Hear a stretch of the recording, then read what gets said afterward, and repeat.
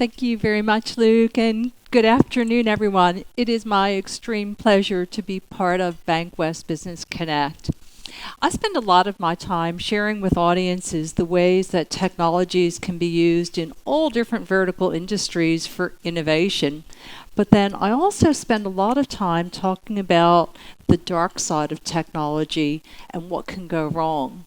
So today, we're going to be going a little bit dark side because we're talking about security and privacy, and there's no way to not get a little bit scary if we're talking about the things that can go wrong. So I'm going to share with you a range of technologies, but also my purpose in sharing with you what can go wrong is to help you understand where things can go south and prevent them from happening in the first place. So that's my number one goal, is to alert you to what can happen so that you can be empowered to make sure that it does not happen in your organization. So let me start today by talking about something you've probably heard of, and that is smart cities. It's a term that I think most of you are aware of. Is that right? Raise your hands. Yep, you've heard of it. So let me just give you a couple of examples of what I mean by smart cities. And what we're doing is literally putting all kinds of sensors and controllers in all sorts of places to give us real-time data that gives us actionable insights. So here's a great example. In Italy, Train Italia is putting sensors all throughout their trains so that they can get real-time feedback on exactly what's happening in any given train. So normally, they would spend over €1 billion a year on maintenance. By using data from sensors to let them know when parts are starting to fail or having an issue, they're not doing scheduled maintenance, they're doing preventative maintenance when they know that something is about to go wrong, and they're saving about 8 to 9% per annum on their maintenance operations budget. It's a great use of Internet of Things, smart technologies. In Sydney Trains is doing another really interesting thing with sensors. They have a project called Mousetrap, and it's a sensor that literally sniffs out the smells of spray paint or permanent ink. And once it sniffs it, it sends a CCTV camera link back to the train's office and police so that they can see what's going on. And they can tell if someone is defacing a train with graffiti or whether it's just somebody coming home from Bunnings with a can of paint. And guess what? If you're on a moving train and you're doing some graffiti, guess who's going to be waiting for you when you get to the next train stop? A police officer. And they're saving a lot of money in cleaning up trains because they're catching people in action, and the criminals don't know where these sensors are deployed or which trains they might be in. In the city of Chicago, they have an Internet of Things project called the Array of Things. And I was out there not quite a year ago having a look at this, and what they're doing is on street lamps or traffic lights throughout the city. Eventually there'll be 500 of them. They're putting these beehive-like clusters of sensors around the city. And these sensors are able to measure pollutants in the air, temperature, ambient noise, pedestrian traffic, vehicular traffic, shaking ground, you name it, they're measuring it, and they're putting it into an open source database that anyone can tap into. So the city planners are using it to determine the impact of, say, factory shifts on where we should locate bus stops or where we should have other city amenities. But with open sourcing it, they're allowing app developers to do things like develop apps that can allow you to, say, walk from home to your office at any time of day, and if you have asthma, plot a route that has the least amount of pollutants that might trigger your asthma, and also has a sufficient number of pedestrians around so that you don't get mugged on the way home as you're walking this route, because there are some sections of Chicago where it's not so safe to walk. It's a really great use of Internet of Things data. But Chicago like many smart cities, they're still playing around with this whole idea of open sourcing data and making things available. And they've recently made what I consider a big mistake. They have a law that requires ride-sharing companies to report all of the information that they collect about pickups and deliveries of people using their service. And that's fine, but they've made this database open source. And me, being me, I downloaded the database. It's just a huge, huge Excel database. Opened it up, took forever to open, and I'm talking with a fast connection and fast computer. And the first thing I notice is that it had precise GPS coordinates. So I just did a copy paste from line 1, plugged it into Google Maps, and guess what? It showed me somebody's home address and a picture of their house. I went to another row, did the same thing, found another home address and house. Another one, I found a shopping mall. If I were using GIS tools, which I know how to use, I could literally start plotting people's patterns of life. And if I were a criminal, I'd be able to use this database as a great resource for when it would be a good time to rob a particular house. So there's some good stuff and there's some bad stuff. And as you're deploying data, you have to ask, do we really need those precise coordinates, or couldn't we just have them down to like the block level, or the neighborhood level? Does it actually have to show somebody's actual address to achieve the goals that we're trying to achieve? And then when it comes to IoT, we're starting to see connectivity built into all kinds of things that we use, whether it be a smart television, a refrigerator that may be in your house or in your office, in hearing aids, even in this cute little robot. That's actually a robot. It looks like a stuffed animal, but it's actually Paro the seal, and it's a robot, and it's connected to the internet. Now, that's all great to have these things connected to the internet, but it also represents a new security vulnerability for both your business networks and your home networks. About 2 years ago, there was an incident with a company that open sources IoT security software. And a lot of companies use third-party security software in their products. They just download it and use it.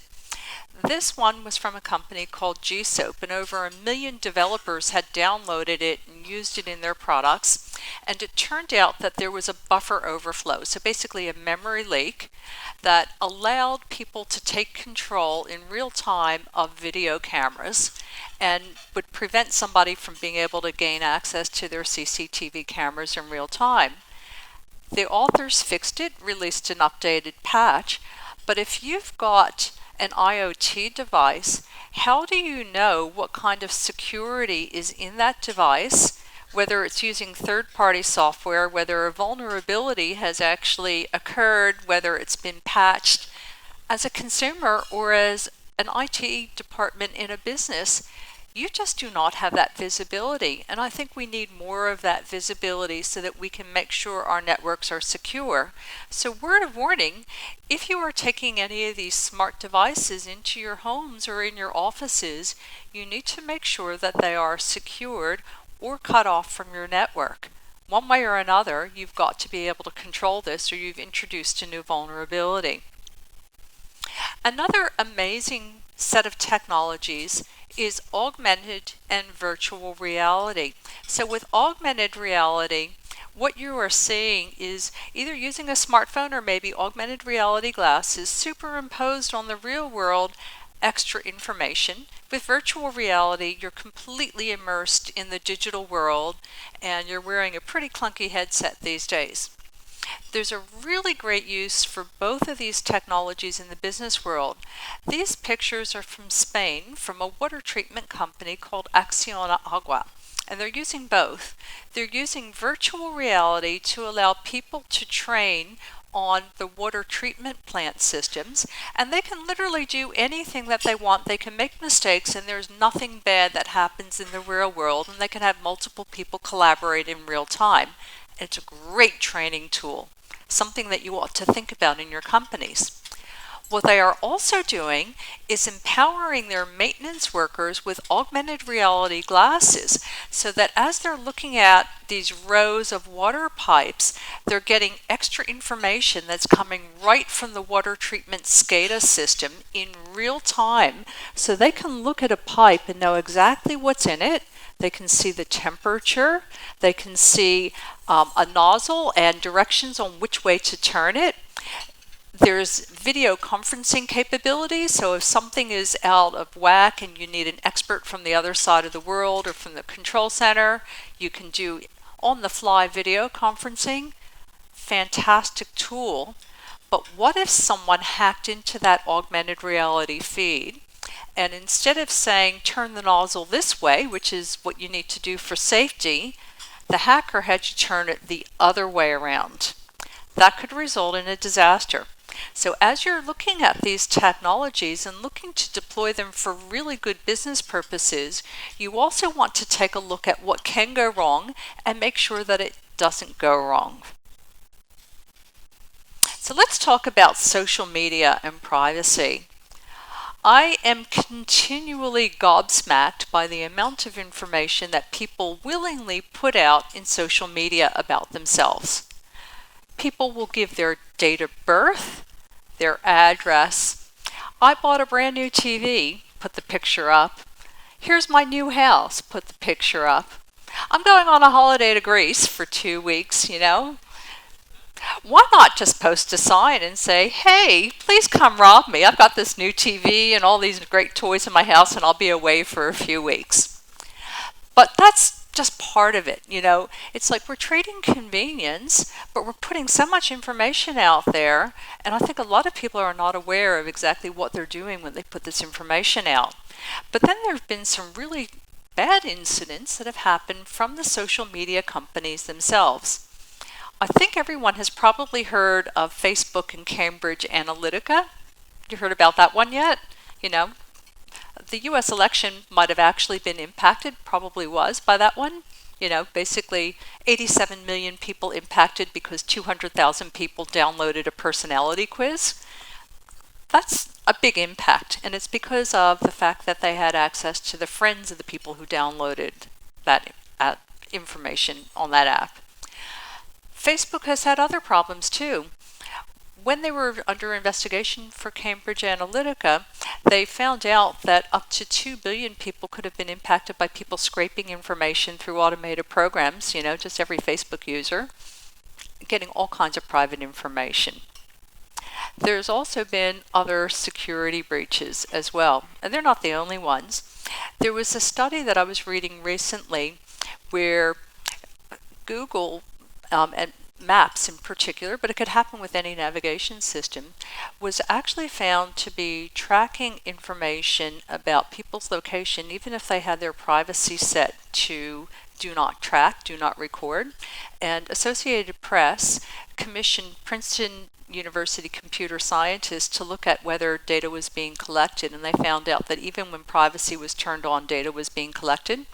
There was another incident recently where Instagram influencers, about 47 million of them, had their data publicly published on a website, contact information, you name it, emails, and the list goes on and on and on. At some stage, we have to decide how much do we really want to be out there and what kind of sacrifice we're willing to make for convenience in these cool apps, and what are the downsides to using these resources that are put out there for free, but really what you're doing is you're trading information about yourself and allowing people to have access about a lot of things about your life and the life of other people. And what's really scary is that even if you don't use social media per se, or use it very much only for specific business purposes, if somebody that you know has you in their contact books and they've uploaded their contacts to a social media platform, that platform may know a lot about you, even if you've never even gone on the platform to even look at anything ever. One thing that was particularly alarming that happened in May of this year occurred with WhatsApp. Do any of you use WhatsApp? It's meant to be really secure, right?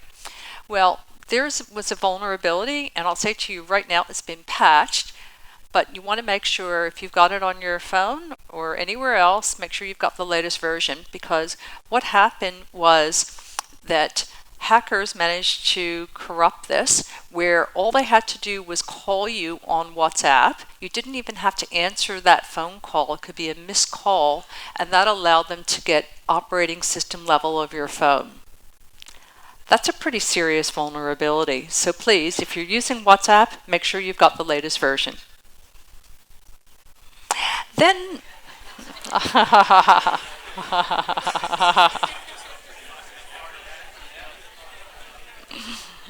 I told you I'd get a little bit scary, right? Okay. But this is pragmatic stuff. You know, you can use that today, right? Then there are companies that are amassing these huge databases of information that they're pulling together from different places. And they're purchasing data from this company, from that company, collecting it themselves, mashing it together. And in a lot of cases, this is just one example of a company, it's called Scream. They're using artificial intelligence to interrogate that data. So this company has at least 2 billion records of people, that they've amassed through different means. And they're able to do predictive analysis on over 450,000 types of behavior patterns and across over 100,000 consumer brands. And it's great for marketing purposes if you were a customer of theirs, using their software to be able to sell things to people or use predictive marketing. They've also been used very heavily in banking and insurance and law enforcement because they found illicit transactions. They have uncovered terrorist cells that were not even known by law enforcement. So there's always good and bad of these things. But frankly, I'm not too happy with the idea of companies having that much information about me as an individual. I kind of like my privacy and I want to keep it to myself. And from a business perspective, if you think about the kind of information someone might have about you, a lot of it might pertain to your business dealings as well as your personal life. So there's a business aspect of all of this too. Another thing that you need to be aware of, and how many of you are business owners, just out of curiosity? And how many of you are business executives, C-level type of people? Okay. You need to be aware of a law that was passed in Europe last year called GDPR, General Data Protection Regulation. And this is really important. It's a paradigm shift because right now with data collection, the default has been whoever collects the data basically owns it and can do with it whatever they want. GDPR switched the paradigm in Europe to where instead of assuming that you've given permission, you now specifically have to say, I give you, specific company, permission to use my data. In addition, if there is a data breach or a privacy violation, you've got 72 hours to notify authorities. And this applies to any EU citizen's data anywhere in the world, including right here in Australia. So a lot of you in your databases, you may have information about EU citizens, so these laws apply to you. If you are found in violation of GDPR laws, the penalty is the higher of either 20 million euros or 4% of your global revenue, the higher of the two. That's pretty serious stuff. You need to be aware of it. And in talking to a number of lawyers that I know, they think that this sort of opt-in model is going to end up being the default as we start moving off into the future.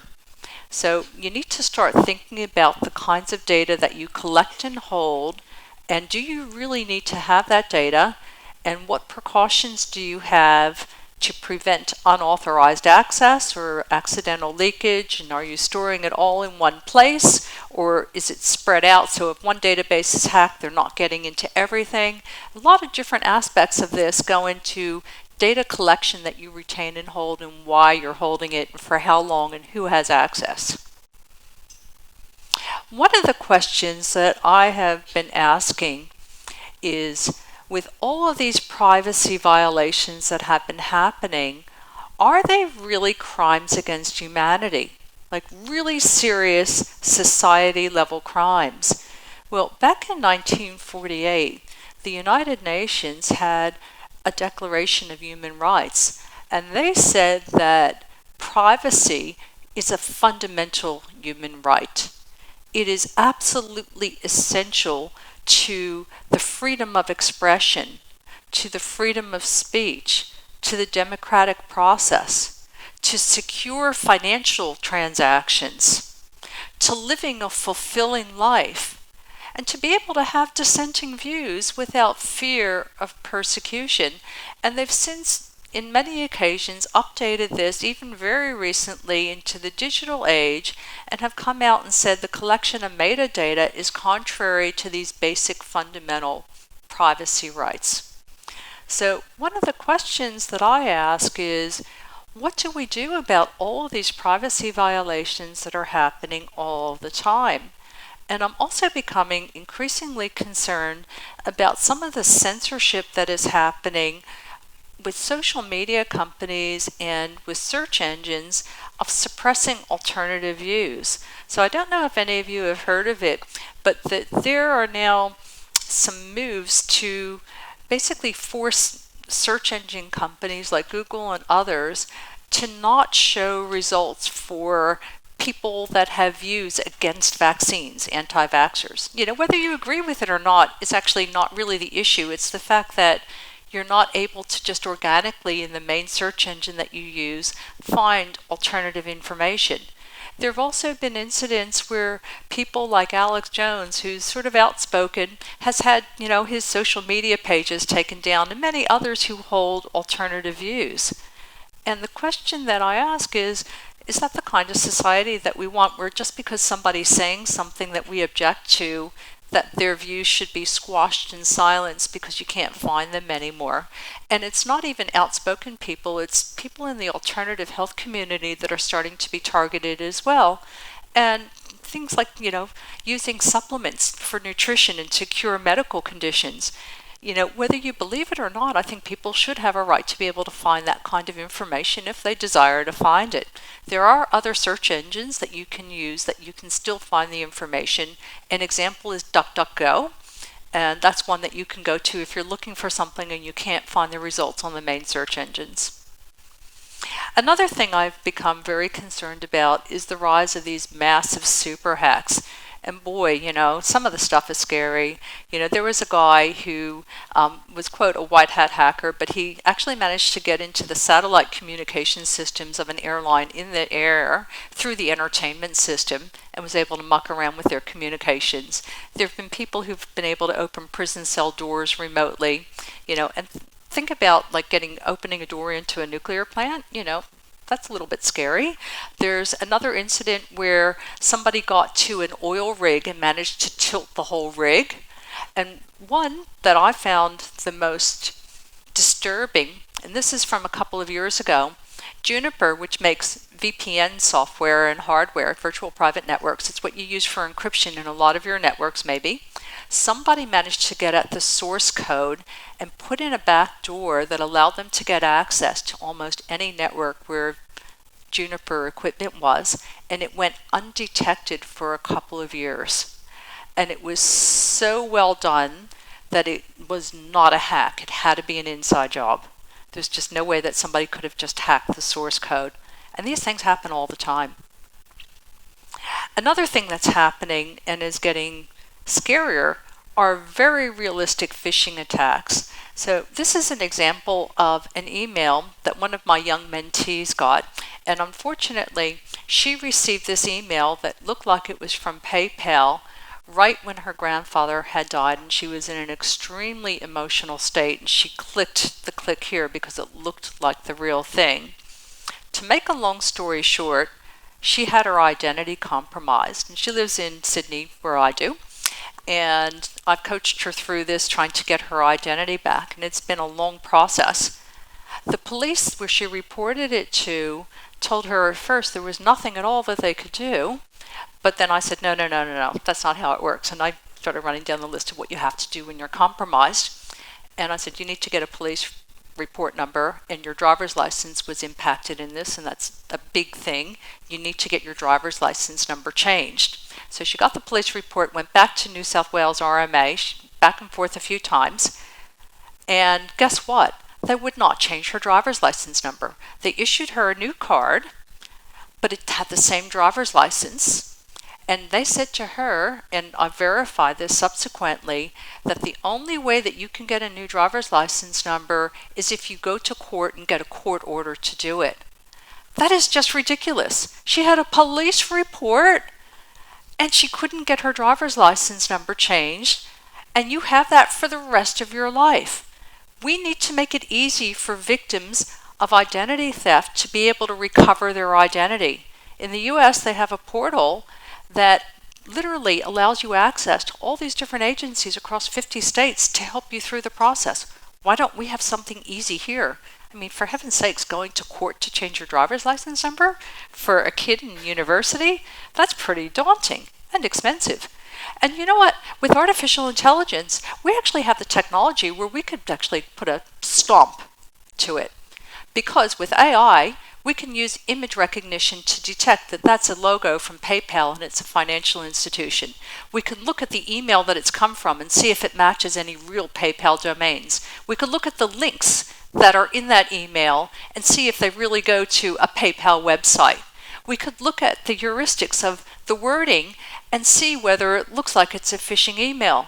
Why in the world are we not doing this at the ISP level so that people do not get these phishing emails? It can be done, it's just not being done yet. Marriott data hack. This is another big one.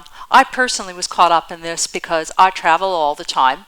And one of the things that hotels will ask you for when you check in is a driver's license or a passport. You know, it happens all the time. Well, what I didn't know when I checked into a hotel in the US, that they not only looked at my passport, they made a copy of it, and it was sitting in this database. So I got this notification along with 500 other million people that my data was compromised. And it took me 3 months to actually go back and forth to find out what was in there. Luckily, my passport was encrypted and I have an identity protection service now. But my gosh, they don't need to store that data. I can understand wanting to verify as you check in, but you don't need to actually keep the passport. So now when I check into hotels and they're asking me for ID, I'll say, I'm happy to show it to you, but you're not allowed to copy it or scan it. And they just look at me like, huh? And I say to them, you know, what's happened with Marriott, and I'm not going through that again. And they're like, oh, okay. And then they don't do it. So moral of the story is when you're checking into hotels and someone asks for ID, tell them you're not allowed to scan it or copy it. You can verify who I am, but you don't get to keep my data and store it in your database. Then there's the My Health record. So big debacle over this one. Look, there's good and bad in this, and I think it's actually an individual choice as to whether you want to have you and your family registered in My Health and have all of your data in one place, which, let's face it, can be really handy for medical purposes. But on the other side, health data is the most valuable kind of data that criminals can get access to. And what I really didn't like about the whole My Health thing was that it was a forced opt-in. You know, you have to opt out, otherwise you're opted in. And frankly, even though I've personally have opted out, every time I get a blood test, there's a box that I have to tick. And if I forget to tick it, I could end up in My Health anyway. And the reason that I am, how shall I say, very wary of this is, A, I like my privacy, but B, there are close to 13,000 healthcare organizations that have access to this database and about 900,000 people. And if you think about that, the odds are one of those organizations or some of those people might have malware or a virus or something else on their computer, or even somebody who might have nefarious intentions. And then what happens when they have legitimate access to that data? It can be compromised, which is why I don't want my data to be part of it. And I'm not the only one who says things about health data and security. A few months ago, the Victorian Auditor General looked at the biggest hospitals in that state, and they actually hired white-hot hackers to see if they could hack into the databases of these hospitals, and guess what? They could. And they found that there was a very lax attitude towards security across healthcare staff, that they were very much unaware of privacy and security. And personally, I cannot tell you how many times I've had doctors or hospitals or other people send me information with my confidential data in it, or want me to send it to them by email. When I say confidential data, birth date, Medicare number, private insurance number, and I read them the Riot Act. It's like, please, you need to understand security. And I'm not wrong about that. A couple of weeks ago, 1st of October, there were a whole range of hospitals in regional Victoria that were hacked and held to ransom by ransomware. And literally their whole systems were shut down for several weeks. I haven't had a chance to follow up to see whether everything is back to normal yet. But these things do happen, and it's because of the value of the data. Let's talk about AI for a moment. So when I talk about artificial intelligence, I'm using it as a big, big umbrella term. It encompasses machine learning, deep learning, natural language processing, voice recognition, chatbots, image recognition, facial recognition, emotion detection from the expressions on your face or the words that you use or the tone of your voice, chatbots, smart robots, driverless cars, and a whole lot more. It is, in my view, the number one technology that's going to impact our world and every individual in it over the coming decade. Voice is the next big thing. How many of you on your smartphones talk to your phone? Anybody? Yep. How many of you have an Amazon Alexa or maybe a Google Home? Yep. Okay. Well, here's a funny story. Please meet Rocco, this absolutely adorable African gray parrot. One of the things that Rocco and many parrots can do is imitate its owner's voice. And it has developed a love affair with its owner's Alexa because it found out that it can order treats through Alexa using his owner's voice. So, every day Marion, his owner, comes home and she finds that Rocco has ordered watermelons, raisins, other things that he likes to eat. He's even ordered a kite, a kettle, and then he chats back and forth with Alexa all day long and has Alexa play music. And she typically comes home and he's sitting on top of the Alexa rocking out to some sort of music and having a good time. So be aware, if you have one of these devices and you have a really smart bird, you want to check your shopping list every day. Facial recognition is a really important technology, especially for security. It's a biometric and it's very, very useful. And it's being deployed all over the world. Another really interesting technology is emotion detection. Is there anyone in this room that literally, looking at these different faces this young man is making, could pick out every single emotion he's showing? I can't. I've never had an audience with anyone saying yes, they could pick out every emotion. Imagine if you had augmented reality glasses that would translate these expressions into what that person was thinking. Can you imagine how handy that might be in a business conversation? Or in a conversation with your partner, or a colleague, or listening to a politician. Some really interesting technologies. But of course, things can go wrong. This is a picture of me on stage about 4 weeks ago, and I uploaded my photo to this image classifier called Imagenet Roulette, which has since been taken down by the academics that put it up. And it basically has all kinds of categories for different images, including the person category. And it looked at this picture of me, and it decided I was a circus acrobat. So I had a really good laugh, and then I shared it with a whole bunch of friends, and they all laughed too. That's funny. but it's labeled some people in really racist and misogynist ways. There was a young man who was holding a can of beer, and they labeled him as a drunkard, a souse, a loser, pretty bad. A kid, a little 8-year-old wearing sunglasses, and they labeled him as a loser, a non-starter, again, really bad things. And that's just, sort of tip of the iceberg. So even though we've got these AI tools, things can still go wrong, and I think we still need humans in the loop in a lot of these situations. But we can also trick AI. So when you're going into this, you want to look at what you can do to, avoid facial recognition and facial detection? Well, some researchers at the University of Leuven have determined that if you have a picture of a person and you hold it up on a placard or on a t-shirt, it will misclassify you as a person. So you can see the different screenshots I took of a video where you've got the same two guys, but they're switching that poster picture of another person around, and in some pictures it recognizes them as a person when they're not holding that placard of the second person, and in others they are.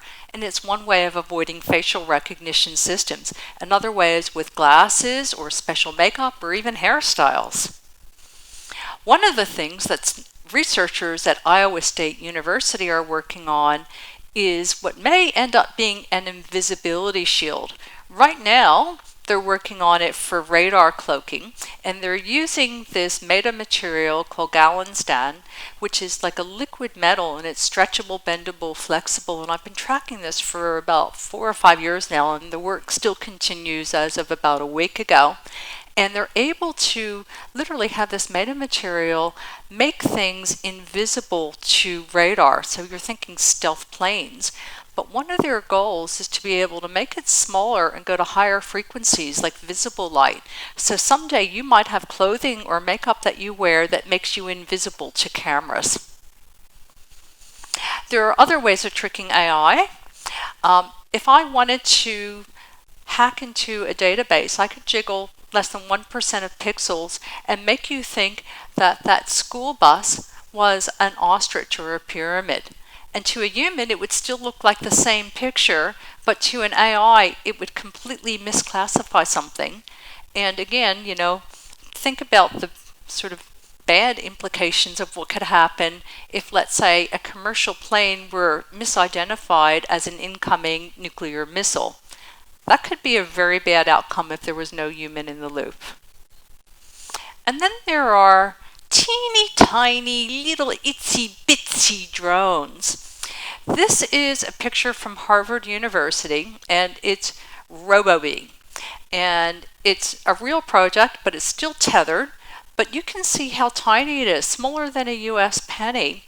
And at University of Southern California, they have B+ that they've just announced a few weeks ago, which is about the same size but has 4 wings. It's still tethered, and it's rumored that these pictures that I'm showing in the top are actually Air Force drones that are up and working. Can you imagine if something that tiny was perched on a bookshelf in your office and had cameras and was recording everything that was happening in your office or in your boardroom? Would you even know something that tiny was even there? So where might this go in the future? Let me show you a little clip. Customer pilots directed almost 3,000 precision strikes last year. We're super proud of it. It allows you to separate the bad guys from the good. It's a big deal. But we have something much bigger.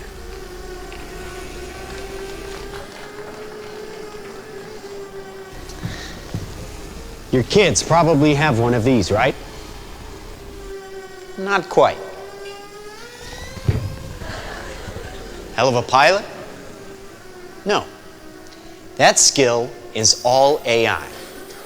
It's flying itself. Its processor can react 100 times faster than a human. The stochastic motion is an anti-sniper feature.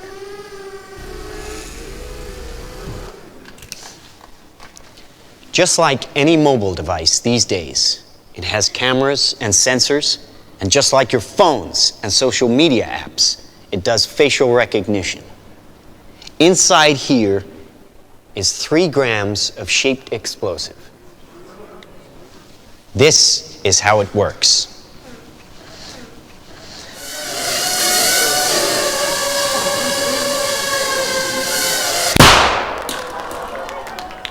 Did you see that? That little bang is enough to penetrate the skull and destroy the contents. They used to say guns don't kill people. People do. Well, people don't. They get emotional, disobey orders, aim high. Let's watch the weapons make the decisions. Now, trust me, these were all bad guys. Now that is an airstrike of surgical precision. It's one of a range of products. Trained as a team, they can penetrate buildings, cars, trains, evade people, bullets, pretty much any countermeasure. They cannot be stopped. Well, I cut the clip there, but it goes on to show what happens when these fall into the hands of bad guys, and they end up they go into Congress and they take out all the members of a particular political party. And then they start tracking people by social media, people whose views that they don't agree with, and they hunt them down wherever they are in the world and take them out. Good news and bad news. Good news, this is a fictional video put together by AI researchers, and it's not real. Bad news, all the parts to make this happen are available today. We need to be careful that we don't let this become our reality. There's some other really interesting things happening that have good and bad uses. One is a text editor tool, a speech editor tool, that allows you to literally change what people have said in their own words using phonemes from their voice. So if I'm recording a podcast and I flub it, if I go in with a text editor and fix my mistaken word, that would be really great. It would save me a lot of time in re-recording. But what if somebody else changes things that I say from, I think privacy is important, to privacy doesn't matter, and it sounds like me? That's not such a good use. But it gets even scarier when you start thinking about something called deepfakes. It's a portmanteau of deep learning, which is an AI technique, and fake news. And what it allows you to do is use these AI techniques to put a real image and voice of someone else on a video that someone has taken. So in this main picture, I've got Alec Baldwin doing a Saturday Night Live performance where he's pretending to be President Donald Trump. But then an anonymous person called Deepfakes uploaded to YouTube a version of this where they had used an AI tool with the real Donald Trump's image on top of Alec Baldwin's performance. So what happens when you actually see a deepfake? Let me show you. We're entering an era in which our enemies can make it look like anyone is saying anything at any point in time, even if they would never say those things. So, for instance, they could have me say things like, Killmonger was right, or Ben Carson is in the sunken place. Those are U.S. jokes. How about this? Simply, President Trump is a total and complete dickhead. Now, you see, I would never say these things. It looks at least real, not doesn't in a public address, but someone else would. Someone like Jordan Peele. Jordan is a comedian This is a dangerous in time. the U.S. Moving forward, we need to be more And vigilant with what we trust from the in internet. conjunction with BuzzFeed. That's a time when we need to rely on trusted news sources. It may sound basic, but how we move forward in the age of information is going to be the difference between whether we survive or whether we become some kind of up dystopia. Thank you. And you can Stay see woke, bitches. that, this looks realistic, but let me take you into the future and where I think that this is going to head in 2 to 3 years, and this is where it gets scary.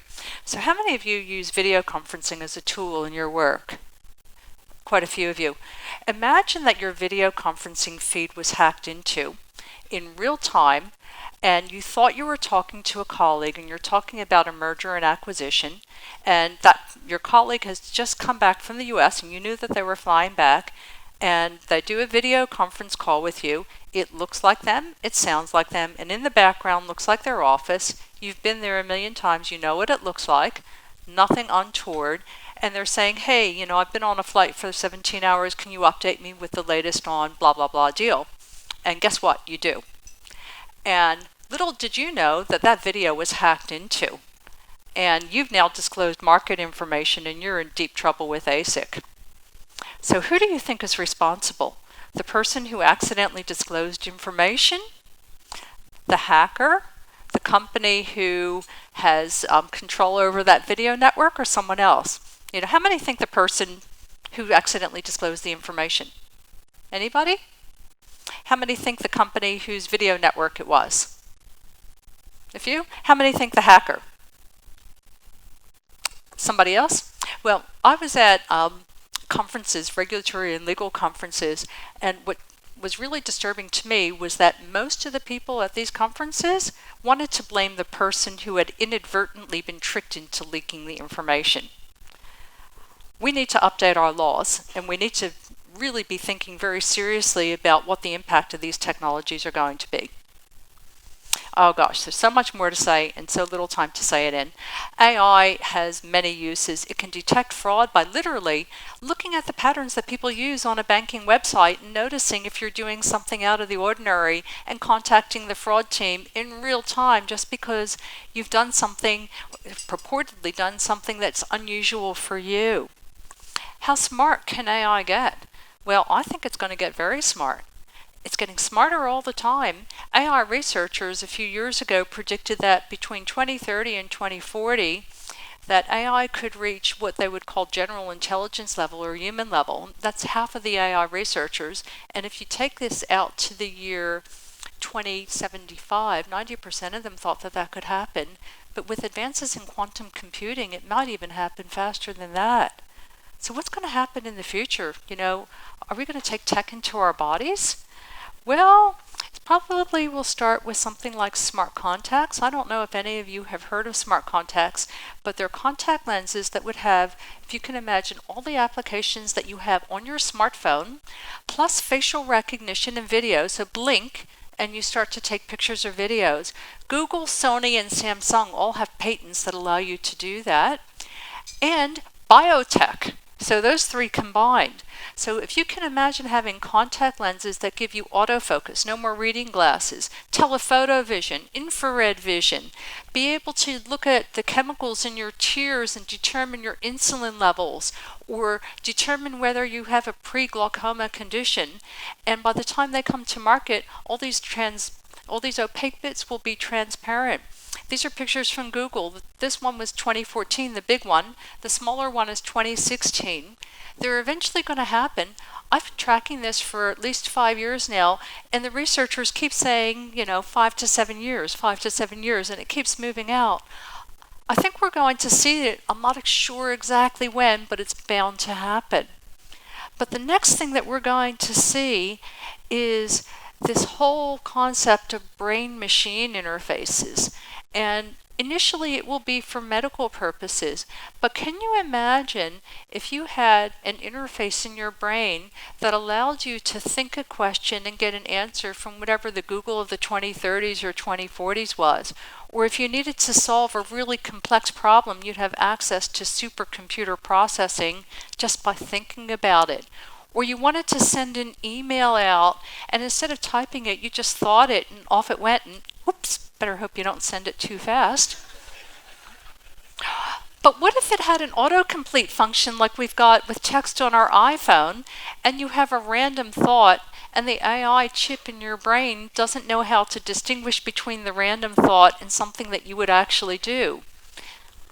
How many of you have ever had somebody cut you off in traffic, and for a split second you think, oh gosh, somebody ought to ram that so-and-so and teach him or her a lesson, and the AI chip decides that that's really what you want to do?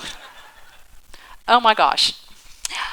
Well, this is already starting to happen. In fact, one of Elon Musk's companies called Neuralink has just come out a few months ago with the first chip called N1 that has over 10,000 electrodes in it that they're planning to implant in humans at the end of next year. It will be with people who have complete paralysis, and it will help them ostensibly regain their motor functions. That will be so cool and so amazing for people. But then if you take it out to the next step and start having sort of a cobot in your own brain, what are the implications? And oh my gosh, what about privacy? Can you imagine having social media companies, or anyone for that matter, knowing every thought that flits through your mind? Wow, what kind of a crazy fun world are we moving into?